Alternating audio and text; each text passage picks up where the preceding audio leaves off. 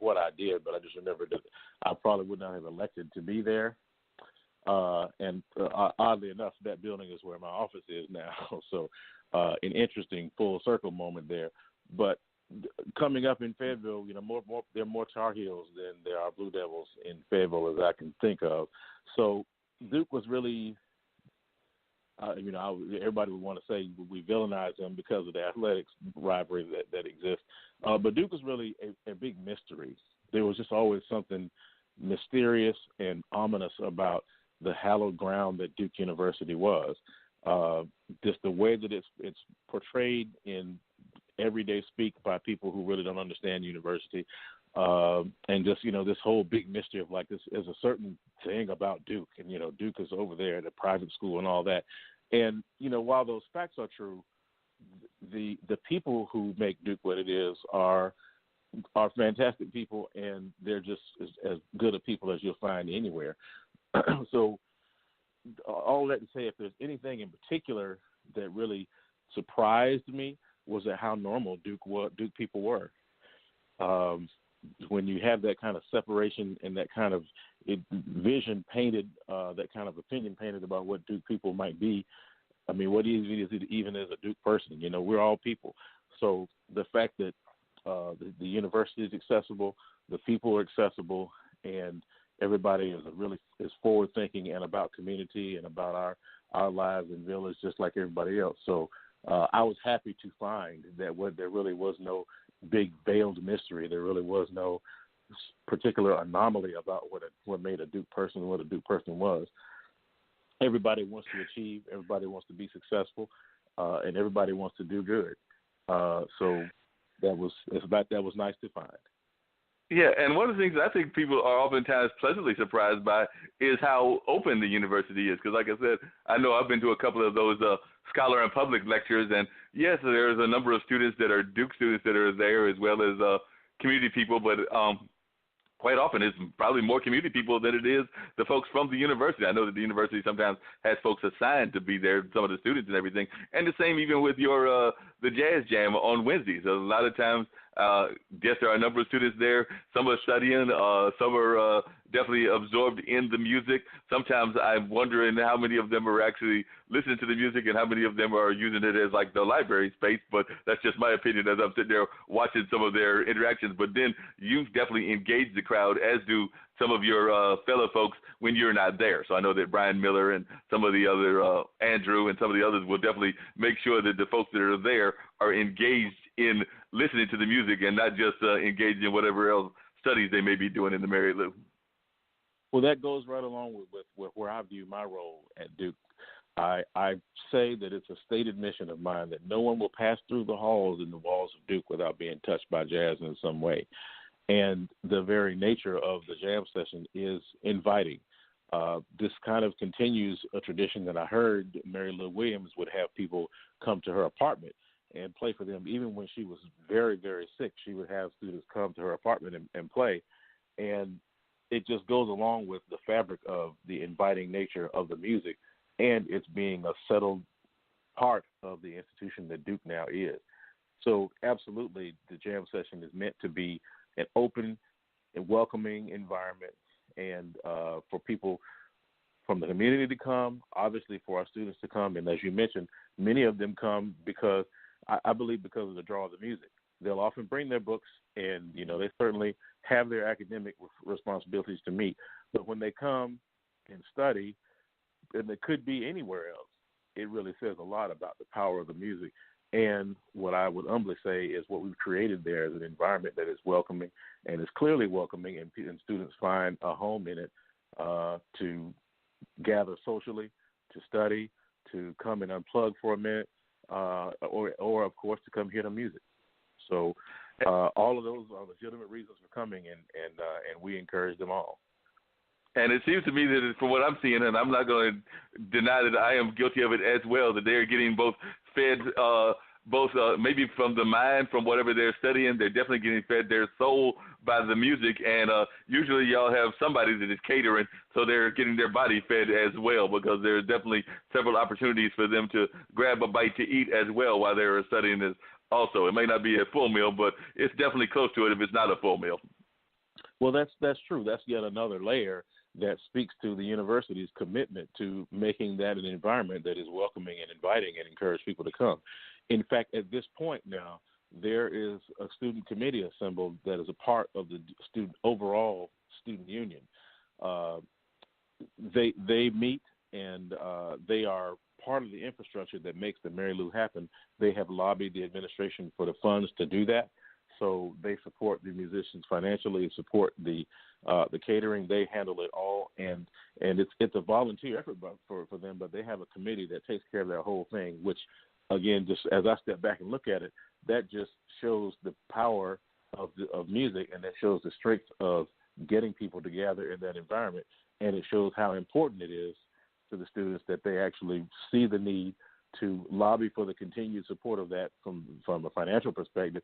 And then organizationally, this is on top of all of their studies. They've got to organize all those details. I handle the music, but they handle all the other details about what makes the jam session happen. So I think that that's a real feather in the cap of these undergraduate students who have so many other things to do. They make time for this very important part of their lives. And it seems like you mentioned Mary Lou Williams, and she was definitely a historical figure, and I don't know how many people are aware of her, but if you just want to share a little bit of who Mary Lou Williams was for those that are listening that may not know.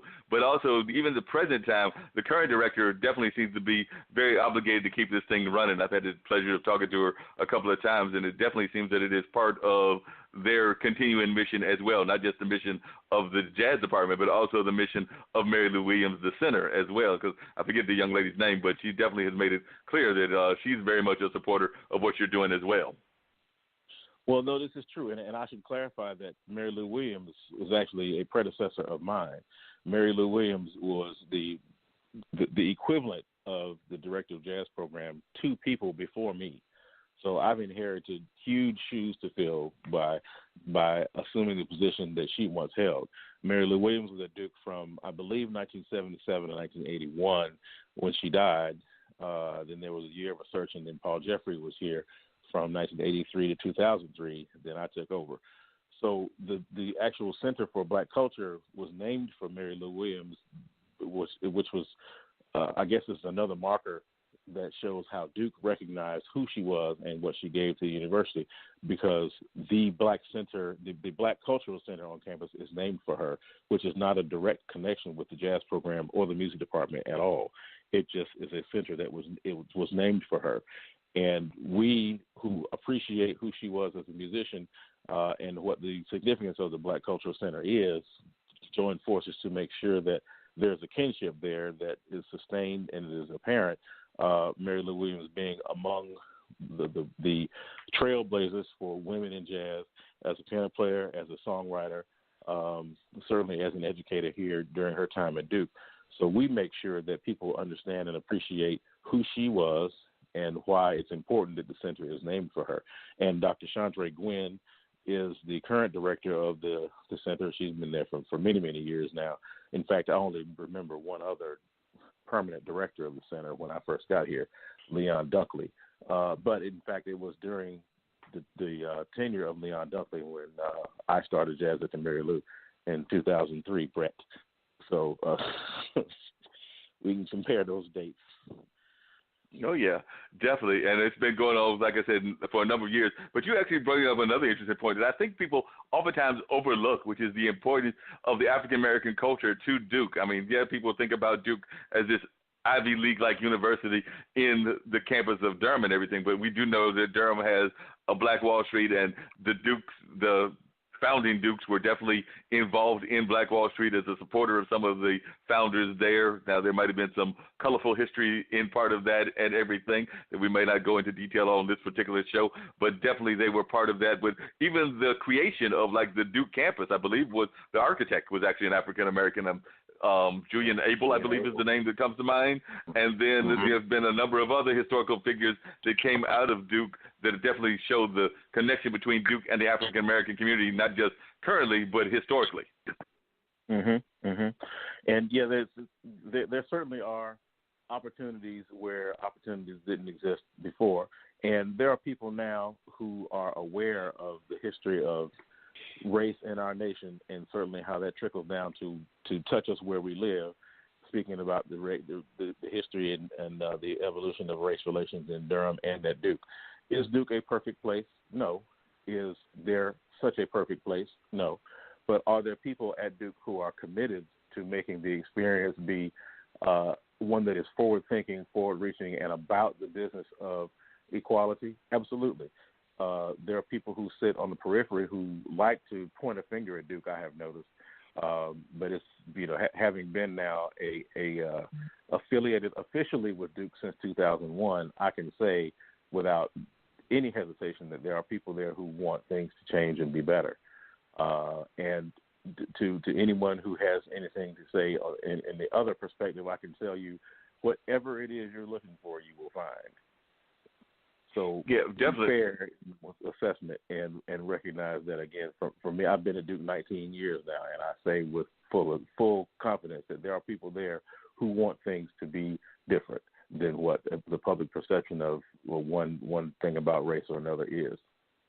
Right. I definitely would agree with you on that and everything. Now, coming back to the jazz conversation and everything, I was just wondering, how do you feel that the community at large is feeling about jazz? Because, like I said, I know here in Durham we might be an anomaly because so many people definitely here are fans of jazz. They may be fans of different kinds of jazz. I mean, there's that whole argument as to what is jazz, and I know there have been arguments as to, is there a true definition of jazz, or is jazz actually a mixture of various musical styles, and definitely, as our good friend Larry Thomas would call it, the American classical music and everything. But I was just wondering what your assessment is, and definitely we have people that, while they may be from another, because my co-host Dean is tied to Ninth Wonder and that whole group of people that he has put together and everything to support hip-hop music, but I think even Ninth has acknowledged the fact that jazz has played an important part in his evolution and even in some of the things that he's done in his music, even though it's a totally different musical genre. Well, there are many answers to that question. I think the thing that in the limited time we have that I would say that might encourage more thought and provoke a pursuit by listeners is, simply that jazz is about freedom. From the perspective that I have from studying other types of music, starting really studying music in the classical in orchestras, obviously there was a church, so that let's not forget that. But when I began to study, I was studying orchestral music, which is something that is unique and something that requires a skill set. But unless you are writing it, your charge is to execute the vision and message of the composer and or the conductor. There isn't a part of anything you play that you really have any control over. Whenever you go anywhere in the world, if you go listen to Shostakovich's Fifth Symphony, you don't have any question what note you're going to hear. You know exactly what note you're going to hear. Now, depending on who's conducting, it might go slower, faster. Some parts may be louder, softer, relatively. But you're not going to hear, you're not going to see the concert master stand up and start playing stuff that's not on the page. So I like to point to the freedom that is in jazz music that says to a musician, study your craft, learn the instrument, learn the rules of how we go about creating in this free yet confined yet free space, and develop a skill set that allows you to stand up in a moment and spontaneously compose something meaningful. That is, be in touch enough with yourself as an individual and as a musician so that you develop a skill set that allows you to communicate with people in a meaningful way spontaneously. Yeah, and the gesture that you've done just amazingly, because one of the things I've noticed is that, like I said, you are definitely the head of the jazz department there and everything, but your music covers a wide range of things. I'm thinking about even that band that you have, and the only way I can describe the band is a combination of an R&B and a funk band, because, I mean, it definitely has some jazz elements, but it definitely has some funk elements as well. Mm-hmm. Yep, my Groove Shop band is indeed that. It is a representation, kind of a collective of several of the different types of music that I grew up listening to. I mean, I had access to a record player. For those who remember the little circles that we called records back in the day, I had access to that, so I used to listen to all those things when I was coming up.